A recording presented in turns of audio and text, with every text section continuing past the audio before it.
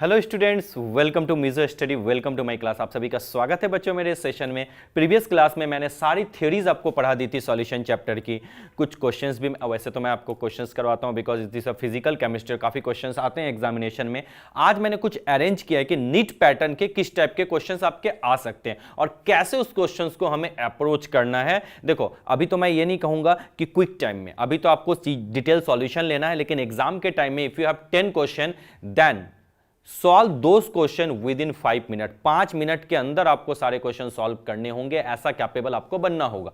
लेकिन अभी हम लोग बिल्कुल धीरे धीरे आगे बढ़ेंगे क्योंकि मुझे पूरा डिटेल सॉल्यूशन आपको देना, आपके साथ डिस्कस करना है। फिर जब एग्जामिनेशन टाइम आएगा बच्चों, देन हम लोग उस, और मैंने आपको बताया हमेशा कि शॉर्ट टेक्निक के साथ सॉल्व किया जा सकता है। चलो बच्चों, अब ज्यादा बातें नहीं करते और क्वेश्चन स्टार्ट करते हैं। Look at what is the question number 1। देखो तो क्वेश्चन नंबर 1 क्या है, एक बार पढ़ लो बच्चों। It is given here the Van't Hoff factor of 0.1 molar BaNO3 halt twice. What is given? It is given here 0.1 molar BaNO3 halt twice. Solution is 2.74. ठीक है, यानी I की वैल्यू आपकी क्या गिवन है बच्चों? 2.74 गिवन है। बहुत अच्छा। द डिग्री ऑफ डिसोसिएशन, आपको क्या ढूंढना है बच्चों? अल्फा की वैल्यू ढूंढनी है। बहुत अच्छा सर। अच्छा, क्या मुझे थोड़ा सा बता सकते हो, इसमें थोड़ा सा इक्विलिब्रियम का कंसेप्ट भी है। आपको पता है कौन सा है? BaNO3 halt twice। अच्छा, अगर मैं आपको लिखूं कि BaNO3 halt twice कैसे ब्रेक डाउन होते हैं, अगर मैं कंडीशन ले लूं तो ये ब्रेक डाउन होता है Ba2 plus and plus 2NO3 minus. Am I right? Yes. शुरुआत में जब time t is equal to 0 था तो इसके कितने मोलर थे? 0.1 मोलर। बहुत अच्छा, तो इसके क्या होंगे? 0 0। ये तो आपका आता ही है। जब time t is equal to t हो गया तो क्या हो जाएगा? जल्दी बता दो, या इक्विलिब्रियम मान लो।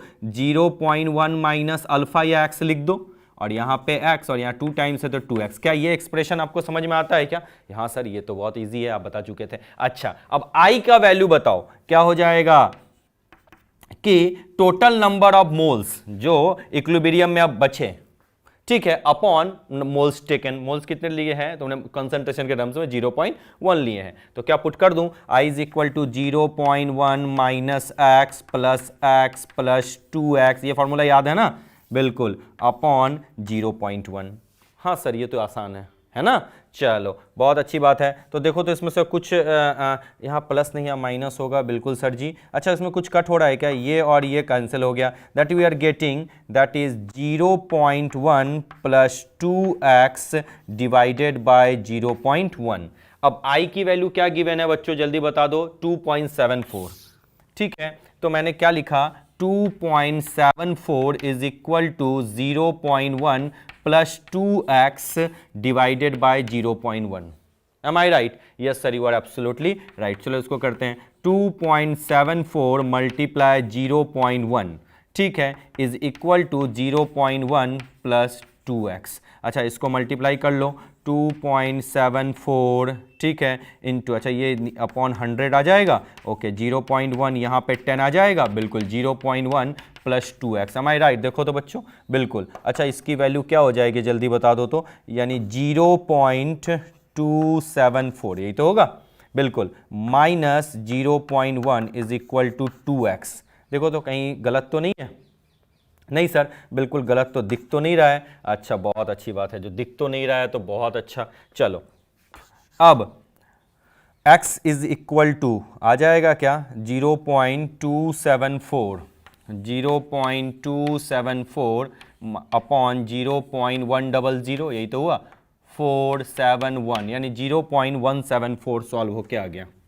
ठीक है सर जी, बिल्कुल right here, that is 0.174 is equal to 2x। ठीक है, is it visible?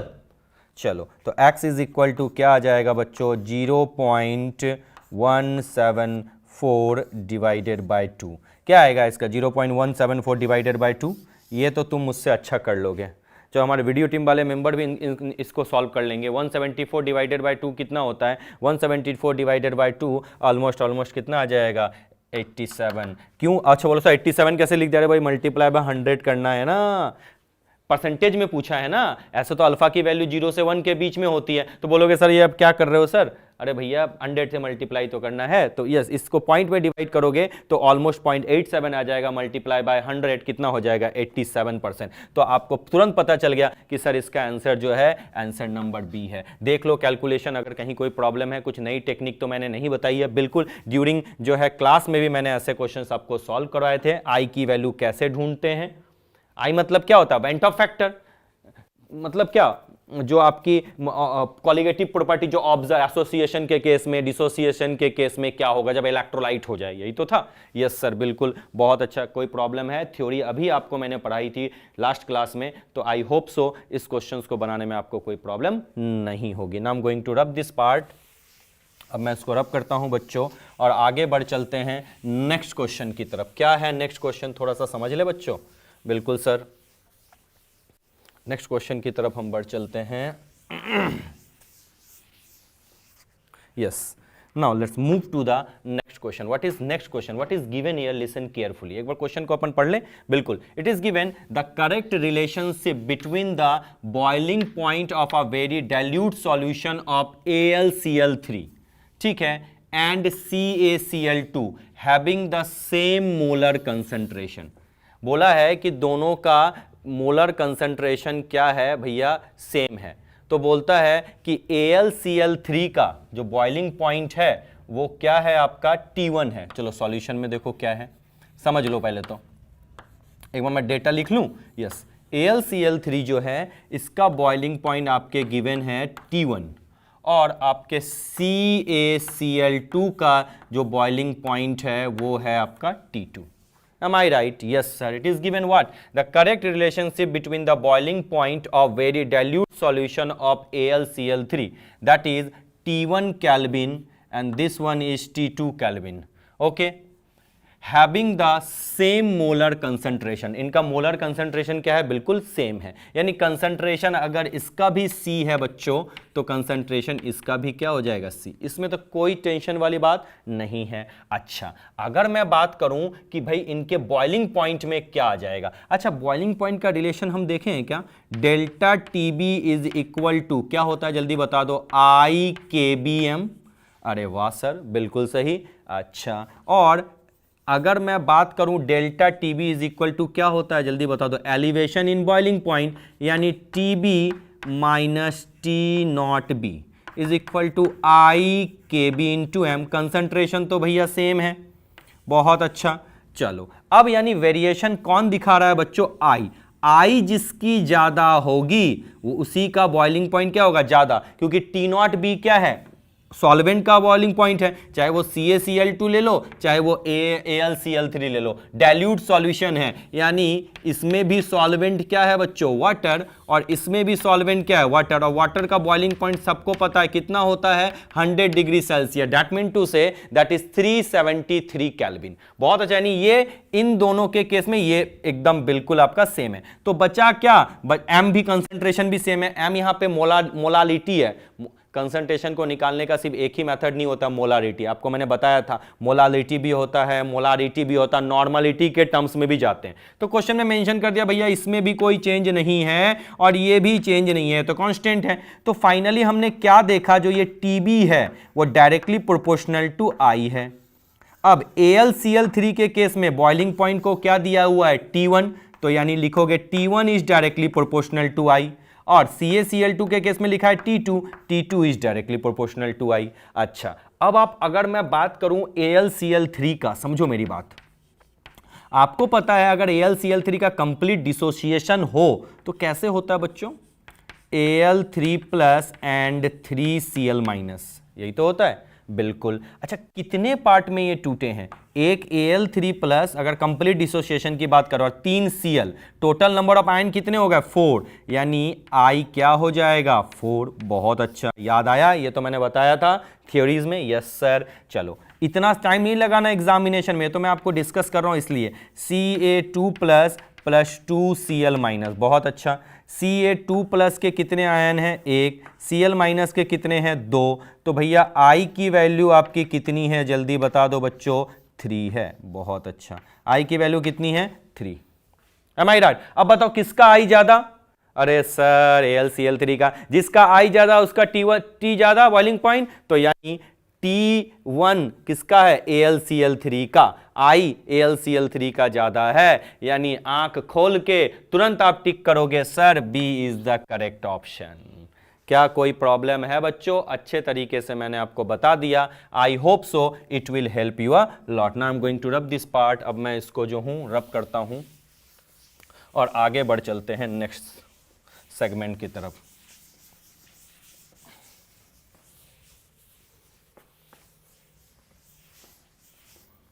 ठीक है, चलो क्वेश्चन नंबर 3 एक बार देखो तो बच्चों, ये बिल्कुल मुझे नहीं आता, आपको मदद करने होगी, बिल्कुल थ्योरी क्वेश्चन है ये।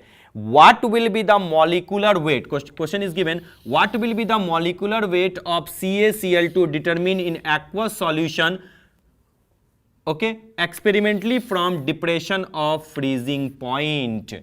तो कहता है what will be the molecular weight of CaCl2 determine, यानी तुमने जो है क्या आएगा CaCl2 का molecule in its aqueous solution experimentally from depression of freezing point. अच्छा, डिप्रेशन ऑफ फ्रीजिंग पॉइंट आपको पता है क्या होता है? जल्दी बता दो। Delta TF is equal to I, ठीक है, KF इंटू एम, यही तो होता है। अब कहा जा रहा है, और आपको पता है आई इज इक्वल टू क्या होता है? जल्दी बता दो बच्चों, जल्दी बताओ, आई इज इक्वल टू क्या होता है? Yes sir, I is equal to होता है, अगर क्वालिटेटिव प्रॉपर्टी के मास में बढ़े, कैलकुलेटेड मास, यानी अगर मैं लिखूं MC upon MO, calculated upon observed mass, यही तो होता है।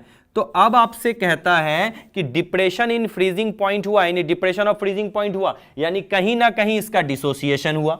बिल्कुल सर, चलो डिसोसिएशन करके देख, आखिर कब होता है डिप्रेशन या कुछ भी चीजों में? CaCl2 क्या इलेक्ट्रोलाइट है, जब भी इलेक्ट्रोलाइट के केस में मैंने बताया था आई से मल्टीप्लाई करते हैं, और आई क्या होता है? नॉर्मल मॉलिक्यूलर मास और एबनॉर्मल मॉलिक्यूलर मास के टर्म्स में रिलेटेड होता है। बिल्कुल सर। अब आपको पता है कि CaCl2 के अंदर ब्रेकडाउन होने की टेंडेंसी है, एक इलेक्ट्रोलाइट है। बहुत अच्छा, तो जैसे ही ब्रेकडाउन हुआ तो आपको पता है नंबर ऑफ पार्टिकल्स क्या है? बढ़ गए, नंबर ऑफ आयंस इंक्रीज हो गए। दैट मीन टू से आई की वैल्यू ग्रेटर देन 1 होने वाली है, ठीक है, यानी जो आई आएगा वो ग्रेटर देन 1 होगा, क्योंकि डिसोसिएशन के केस में सबको पता है कि आई की वैल्यू ग्रेटर देन 1 होती है। प्रूफ भी हो गया। देखो, अगर कंप्लीट डिसोसिएशन की बात करें तो आई की वैल्यू यहां पे क्या आएगी? 3 आएगी। बहुत अच्छा। अब आई का फॉर्मूला होता है कैलकुलेटेड अपॉन ऑब्जर्व्ड, यानी मतलब ये क्या है आपका? जैसे अगर मैं बात करूं CaCl2, ठीक है, CaCl2 का जो मास होता है, अगर मैं ढूंढूं नॉर्मल केस में 40 प्लस 2 इंटू 35.5 होता है, यानी कितना होता है? 40 प्लस 71, यानी 111 होता है। Am I right? Yes sir, you are absolutely right. अब कहता है क्वेश्चन में कि जो ऑब्जर्व आपका आएगा, जो एक्सपेरिमेंटली थ्रू आएगा, क्या वो 111 से ज्यादा है, कम है, या कुछ नहीं है? ये तो आप समझ गए, आई की वैल्यू आ गई। अब आपका जो ये आई का वैल्यू है CaCl2 के केस में वो ग्रेटर देन 1 है। वो क्या है? ग्रेटर देन 1 है। अच्छा, सपोज करो अगर मैं ऐसा लिखूं 2/3, तो क्या इसका डिवीजन 1 से ज्यादा आएगा क्या? नहीं। अगर डिनोमिनेटर कभी भी न्यूमरेटर से बड़ा हो जाए तो कभी भी आई की वैल्यू ग्रेटर देन 1 नहीं हो सकती, यानी जो ये आपका डिनोमिनेटर है MO, वो हमेशा क्या हो जाएगा? ऊपर वाला न्यूमरेटर से कम होगा, तभी तो कोई भी चीज की वैल्यू 1 आती है। अगर मैं लिखूं 4/3, तुम आंख बंद करके बोलोगे सर 4/3 का डिवीजन जो होगा 1 से ज्यादा होगा, लेकिन अगर मैं 3/4 लिख दूं, इसका मतलब अगर डिनोमिनेटर बढ़ गया तो आई की वैल्यू जो है 1 से कम होगी, यानी आई मतलब MC अपॉन MO तो है, यानी इसकी वैल्यू 1 से ज्यादा तब होगी जब MO क्या होगा? MC से कम। अच्छा, MC तो हमको पता है 111 कैलकुलेट कर लिया, ऑब्जर्व मतलब क्या? यही तो एक्सपेरिमेंटल है, यानी जो तुम्हारा एक्सपेरिमेंटल ऑब्जर्वेशन है MO, वो क्या होगा? 111 से क्या होगा बच्चा? लेस होगा। आगे एकदम मैथमेटिकल कैलकुलेशन, लोकल लैंग्वेज में बात की मैंने। आ गया? तो आंसर क्या हो जाएगा बच्चों? इस is the B for question number 3। B is the correct option. मैंने बहुत सारे ऑप्शन आज BB वाले रखे हैं बच्चों, ठीक है, बहुत अच्छी बात है। आई होप सो आपको कोई प्रॉब्लम नहीं है। अगर still if you have any doubt you can directly contact me via Mizo website. चलो बच्चों बढ़ चलते हैं आगे। आगे क्या है देखो, क्वेश्चन नंबर 4 की बात करो, जल्दी से बता दो। अ 0.004 molar solution of Na2SO4 is isotonic, okay, with a 0.010 molar solution of glucose. अच्छा, आइसोटोनिक मतलब क्या है पहले तो ये समझ लो, बाकी तो मैं बाद में बताऊंगा। पहले तो मैं समझ चुका हूं सॉल्यूशंस आर आइसोटोनिक। अगर आपका आइसोटोनिक होता है बच्चों, then we people know that osmotic pressure दोनों के क्या होते हैं, इक्वल होते हैं। बहुत अच्छा, ऑस्मोटिक प्रेशर का फॉर्मूला क्या होता है जल्दी बता दो सर, CRT होता है। बहुत अच्छा, इधर भी लिखेंगे CRT। अच्छा, आपको पता है Na2SO4 क्या है बच्चा, इलेक्ट्रोलाइट है, यानी कहीं ना कहीं अगर इलेक्ट्रोलाइट के केस में कॉलिगेटिव प्रॉपर्टी लगाओगे तो I से मल्टीप्लाई करना होगा। बहुत अच्छा, अब कहता है सेम टेम्परेचर, तो हम समझ चुके हैं कि ये T और ये T एकदम सेम है, और R तो सबके लिए सेम होता है, तो ये और ये कैंसिल। बहुत अच्छा, अब कहता है the apparent degree of dissociation of Na2SO4 ढूंढो कि Na2SO4 के लिए अल्फा की वैल्यू क्या होगी। यहां तक आपको समझ में आया? आपको पता है अगर मैं बात करूं Na2SO4 की, यस सर, तो आपको अच्छे तरीके से पता है इस केस में क्या होगा, डिसोसिएशन होता है क्योंकि इलेक्ट्रोलाइट है। लेकिन अगर मैं बात करूं ग्लूकोज की, C6H12O6, इसमें कोई डिसोसिएशन नहीं होता, तो इसके केस में भैया I की वैल्यू क्या होगी, 1। ये तो सब जानते हैं, ना डिसोसिएशन होगा ना एसोसिएशन। तो अब जो मैं फॉर्मूला यहां घुमा के लिखता हूं कि sir I1C1 is equal to I2C2। वाह दादा, कोई दिक्कत नहीं है। I1 हमें नहीं पता क्योंकि कंप्लीट डिसोसिएशन तो बोला नहीं है, बिल्कुल। अब C1 कितना है देखो, कंसंट्रेशन 0.004। बहुत अच्छा, I2 कितना है जल्दी बता दो। I2 क्या है, ये ग्लूकोज के केस में 1, और कंसंट्रेशन कितना है 0.010। M I right? Yes sir. क्या इससे हम I1 ढूंढ लेंगे? बिल्कुल, दैट इज 0.010 अपॉन 0.004। बहुत अच्छी बात है, क्या कोई दिक्कत वाली बात नहीं? कुछ करके देखें। यस, यहाँ पे क्या जाएगा 1230, ऊपर भी कितना होगा 1230, ये और ये कैंसिल। I1 की वैल्यू आ जाएगी 10/4। 10/4 क्या होता है बच्चा, 2.5। गलती से भी यहाँ I1 की वैल्यू तोड़ के मत लिख देना कि सर कंप्लीट डिसोसिएशन नहीं बोला है। अगर ऐसा बोला होता, प्रीवियस क्वेश्चन में क्या था मान लेते थे, तब डिसोसिएशन पूछता क्यों? अगर बोलता कंप्लीट तो फिर डिसोसिएशन का मतलब 1 आता, आंसर में 1 टिक करके आते ना। लेकिन इसने बोला कंप्लीट डिसोसिएशन है, तो गलती से भी इसको तोड़ना मत और I की वैल्यू 3 मत पुट कर देना, समझना क्वेश्चन को। इसलिए मैंने अलग अलग क्वेश्चन लिए। ये किस में ब्रेक डाउन होगा, 2Na प्लस SO4 2- में। बहुत अच्छा, चलो जल्दी से बता दो कितना था इसका, 0.004। और Na के लिए ये जब time t is equal to 0 था, जब time t is equal to t या इक्विलिब्रियम में ले लो तो क्या लिखेंगे 0.004 माइनस x, और यहाँ तो 0 था, यहाँ पे क्या लिखेंगे 2x and x। Am I right? Yes sir. चलो बहुत अच्छा, क्या मैं थोड़ा सा इधर मूव कर सकता हूँ क्या, क्योंकि मुझे लगता है स्पेस है नहीं बच्चों, तो थोड़ा सा मैं इस तरफ आ जाता हूँ। चलो, अब इसके लिए I की वैल्यू का फॉर्मूला क्या होगा, 0.004 minus x plus 2x plus x divided by 1। ये तो फॉर्मूला जानते हो। I की वैल्यू तुम्हारी I कैसे, I1 की वैल्यू I है 2.5। सॉल्व 0. ये और ये cancel, 0.004 plus 2x। M I right? Yes sir. चलो उसके बाद 2.5 माइनस 0.004, ठीक है, इक्वल टू 2x। अब तुम मुझसे ज़्यादा टैलेंटेड हो। 2.5 minus 0.004 upon 2 is equal to x। क्या कोई प्रॉब्लम वाली बात है? देखो तो कहीं कोई और दिक्कत तो नहीं है, एक बार चेक कर लें। 0.004 minus x 2x plus x, I1 की वैल्यू आ गई। हमें क्या चाहिए, x की वैल्यू चाहिए। ठीक है, और एक बार और देख लूँ, 2x plus x 0.004, I1 C1 0.010। क्या आ गया आपको समझ में? बिल्कुल सर। क्या आप इसको अब x के लिए सॉल्व कर लोगे फर्दर? बिल्कुल। अच्छा एक चीज़ थोड़ा सा ध्यान रखना बच्चों, क्या ध्यान रखना है? अच्छा यहाँ पे एक चीज़ बोलो, कहाँ मिस्टेक है? हाँ सर, एक जगह मिस्टेक है। सर आपने यहाँ 1 कैसे ले लिया?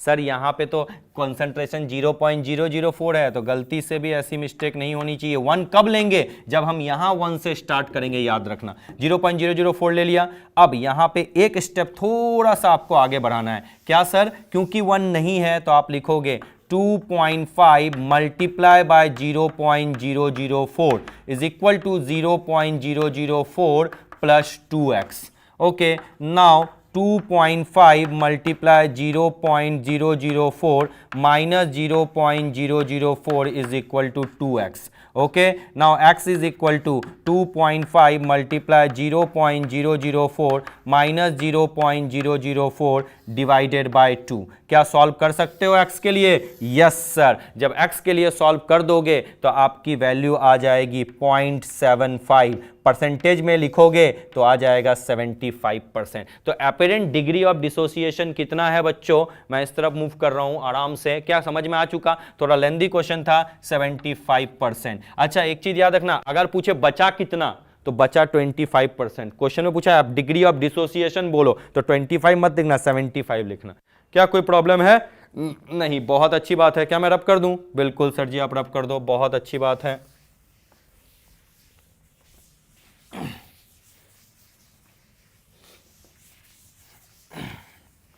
क्या 20 मिनट्स हो चुके हैं क्या? Now let's move to the question number 5। बताओ इसको, ये बहुत इजी क्वेश्चन है। मुझे लगता है ये तो मुझे आपको बताने की जरूरत नहीं है, you people are very much talented. Two liquids A and B form an ideal solution. What is the vapor pressure of the solution containing 2 mole of A and 3 mole of B at 300 Kelvin? ठीक है, at P not A दिया हुआ है। अच्छा P not B का data मैं यहाँ mention कर देता हूँ। P नॉट B दिया हुआ है 300 टोर। ठीक है, ये आपका क्वेश्चन है, check it out. P not A आपका क्या गिवन है? 100 torr and P not B आपका क्या गिवन है बच्चों? 300 टोर। अब आपसे पूछा है आप vapour pressure of the solution. अरे सर ये तो बहुत आसान है, रॉल्ट लॉ फॉर क्या बोलते हैं, लिक्विड लिक्विड सॉल्यूशन, यानी वॉलेटाइल सॉल्यूट के लिए। बिल्कुल, यानी सिंपल सी बात है कि सर रॉल्ट लॉ के लिए क्या होता है? PS इज इक्वल टू क्या होता है सर? PA plus PB। याद आया? हाँ, तो डायरेक्ट फॉर्मूला पे ही दे दिया है। अच्छा PA इज इक्वल टू क्या होता है सर? मैं तो भूल गया। PA इज इक्वल टू होता है sir P not A into XA, और PB इज इक्वल टू क्या होता है sir? P not B into XB। होता है क्या? अच्छा P नॉट A कुछ दिया हुआ है क्या? बिल्कुल सर, P नॉट A दिया हुआ है आपका 100 torr and P not B क्या दिया हुआ है जल्दी बता दो? 300 टॉर। क्या कोई प्रॉब्लम वाली बात है? नहीं सर, एक्स से तो मुझे पता ही नहीं है। अरे कोई बात नहीं, एक्स से मतलब क्या? एक्स नहीं बोलते, काये बोलते हैं। काये मतलब क्या होता है? Mole fraction of A. Mole fraction of A मतलब क्या? Na upon Na plus NB। Na कितना है जल्दी बता दो? 2, और Na plus NB 2 plus 3 is equal to 2/5। ठीक है, और XB मतलब क्या? NB upon Na plus NB। NB मतलब क्या? 3/2 प्लस 3 इज इक्वल टू 3/5। याद रखना। क्या कोई प्रॉब्लम वाली बात है? नहीं। Now PS is equal to P not A। P not A कितना है आपका? 100 इंटू XA कितना होगा? 2/5 प्लस P नॉट B कितना है आपका? 300, और XB कितना है? 3/5। Am I right? Yes, ये और ये कैंसिल हो जाएगा 20, यानी PS is equal to 40 plus 60 यानी 180, यानी PS इज इक्वल टू क्या आ जाएगा? 220 Tor. What I'm telling that is PS is equal to we get 220 torr. देखो तो कौन सा आंसर सही है सर? ना तो 200, 140 नहीं है, यानी ये इसका आंसर हो जाएगा none of this. Question number 5 D is the correct option. क्या सॉल्यूशन आपने देख लिया? एक बार सॉल्यूशन आप अच्छे तरीके से देख लो। This are very easy and definitely you can solve such kind of question in quick interval of time. चलो अब आगे बढ़ चलते हैं। बहुत अच्छा सर, आगे बढ़ गए क्वेश्चन नंबर 6 की तरफ। ये बार बार मैंने बहुत बार कराया, जल्दी बता दो तो इस क्वेश्चन का सॉल्यूशन क्या होगा? Sir the degree of dissociation of a weak electrolyte, कौन सा इलेक्ट्रोलाइट है बच्चों, AXBY, it will break like this XaY plus and YbX minus, am I right? Yes. तो बोलता है वेंट ऑफ फैक्टर का एक्सप्रेशन क्या होगा, अगर मैं 1 से स्टार्ट करूं 0 0, यहां क्या लिखूंगा 1 माइनस अल्फा, और यहां क्या लिखूंगा x अल्फा, और यहां लिखूंगा y अल्फा। कोई प्रॉब्लम वाली बात है? नहीं। चलो आई का एक्सप्रेशन क्या होगा सर, मैं भूल गया। आई का एक्सप्रेशन होगा 1 minus alpha plus x alpha plus y alpha, इस बार डिवाइडेड बाय 1 है क्योंकि 1 से स्टार्ट किया था। Yes sir. चलो इस 1 को इधर ले आए, यस सर ले आओ, कोई प्रॉब्लम नहीं है। आई माइनस 1 इज इक्वल टू क्या बचा मेरा, अल्फा कॉमन आ जाएगा, बिल्कुल, -1 प्लस एक्स प्लस वाई होगा क्या, बिल्कुल। निकालना क्या है, अल्फा निकालना है, तो अल्फा इज इक्वल टू क्या हो जाएगा, I minus 1 upon -1 plus x plus y होगा क्या, देखो तो, बिल्कुल। इसको थोड़ा रीअरेंज कर लें, बिल्कुल, I minus 1 upon x plus y minus 1, लो अल्फा की वैल्यू आ गई। कहाँ है देखो तो, अरे वाह, तो पहला ऑप्शन ही दिख गया। बहुत आसान क्वेश्चन था, क्लास में मैंने बहुत बार कराया हूँ। बिल्कुल आई का फॉर्मूला याद रखना डिसोसिएशन में। अच्छा एक चीज याद रखना, इन सब चीजों में ना इक्विलिब्रियम का कंसेप्ट आता है, ये ब्रेक डाउन करना हमेशा याद रखना। 3-4 क्वेश्चन तो आ ही जाते हैं, अगर इक्विलिब्रियम थर्मोडायनामिक्स को मिला लूँ, और मतलब इक्विलिब्रियम का कंसेप्ट तो हमेशा ही हमारे से आता है, चाहे वो केमिकल हो चाहे वो आयनिक हो। So question number 6 A is the correct option. बहुत अच्छी बात है। चलो अब आगे बढ़ चलते हैं बच्चों, क्वेश्चन नंबर 7 की तरफ बढ़ चलते हैं। What is question number 7? Look at given here, FeCl3 on reaction with K4FeCN6 in a aqueous solution gives blue color। बहुत अच्छा। These are separated by a semi permeable membrane AB। ठीक है, due to osmosis there is, बोलो। मैंने लिख लिया कि भैया ये देखो क्वेश्चन थोड़ा सा घुमावदार है, कहता है कि इस तरीके से एक सेपरेशन है, सेमी परमेबल मेम्ब्रेन है AB, ठीक है। अब कहता है कि भैया FeCl3 रिएक्ट कर गया K4FeCN6 के साथ, ठीक है। यहां पे क्या हो गया, आपका रिएक्शन हुआ है, बहुत अच्छे से समझना। रिएक्शन होके कौन सा कलर बना है बच्चा, ब्लू कलर बना है, ठीक है। और मैं बोल देता हूं कि भैया इस तरीके से आपके इस तरफ एक साइड है और इस तरफ एक साइड है, एक्वस सॉल्यूशन है, ठीक है। ये मान लिया एक्स साइड और ये मान लिया मैंने वाई साइड, कोई दिक्कत? These are separated due to osmosis, there is blue colour formation in side X, there is a blue colour formation in side Y, blue colour formation both of X on Y, no blue colour formation. अरे भैया no blue colour formation, जब इनको separate करोगे, ये दोनों जब reaction है तभी तो ब्लू कलर है बच्चा। तो भैया सेपरेट करोगे तो यहां से सॉल्वेंट का मॉलिक्यूल मूव करेगा और इधर से मूव करेगा, तो भैया रिएक्शन के चलते ब्लू कलर हो रहा है ना। ऐसा थोड़ी है कि अलग अलग कर दिया, जैसे CuSO4 को मैंने डाइल्यूट में और कंसंट्रेटेड में रख दिया तो मैं देखता हूं कि पूरा कलर हो जाता है, वो तो अलग चीज है। लेकिन यहां पे कहता है रिएक्शन के चलते हुआ, तो सेमी ऑस्मोसिस का मतलब क्या होता है, सॉल्वेंट का मॉलिक्यूल्स का फ्लो। तो भैया फिर रिएक्शन प्रोसीड कहां किया, तो क्या लिखेंगे, अगर अलग कर दोगे ना कोई ब्लू कलर नहीं होगा, ना तो इसके लिए ब्लू कलर है ना तो इसके लिए, रिएक्शन के लिए ब्लू कलर है, समझा। और ऑस्मोसिस के केस में क्या होता है, हम क्या करते हैं कि भैया सॉल्वेंट का फ्लो होता है from low to high concentration, यानी from solvent side to pure solution side, यही तो होता है। लेकिन यहां तो रिएक्शन के चलते हुआ, तो ना इस साइड होगा ना इस साइड होगा ना इस साइड होगा, होगा कहां, नो ब्लू कलर फॉर्मेशन अगर सेपरेशन किया तो। For question number 7 we can say D is the correct option. Yes sir, बहुत अच्छी बात है, रब कर दूं, यस सर बहुत अच्छा। ये बिल्कुल एकदम थियोरेटिकल कंसेप्ट था, इसको समझने की बात है।